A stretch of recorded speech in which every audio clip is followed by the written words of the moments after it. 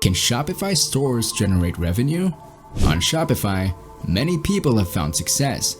Every month, their stores bring in tens of thousands or perhaps even millions of dollars.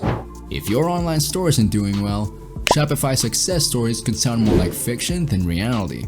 Shopify has established itself as a platform for major league players by boasting significant businesses like Fashion Nova, Kylie Cosmetics, and even the New York Times. But how about the little people though? But first, let's begin to how it started. The current outstanding business mom started as an Etsy store that sold butterfly territories and outdoor crafts. The podcast that Beth Ann and her sister started out talking about only motherhood and time management, but eventually shifted its focus to include balancing family and work.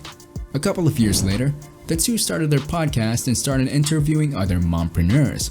They concentrated on finding out from them what worked, what didn't work, and the advice they had for being a good parent and having a side business. They were able to amass a faithful following of a few thousand listeners through their podcast, which they could then poll as their method of market research. The two women created their first planner in response, which, by their admission, did not sell well. But they didn't let that deter them though. A fresh planner for the upcoming year was released after they improved their look. Beth Ann, meanwhile, focused more on various marketing tactics, such as utilizing Pinterest and other social media websites. Additionally, they published an ebook called Time Management Mama, which is offered for sale on both Amazon and their Shopify website. So, how are things going on now?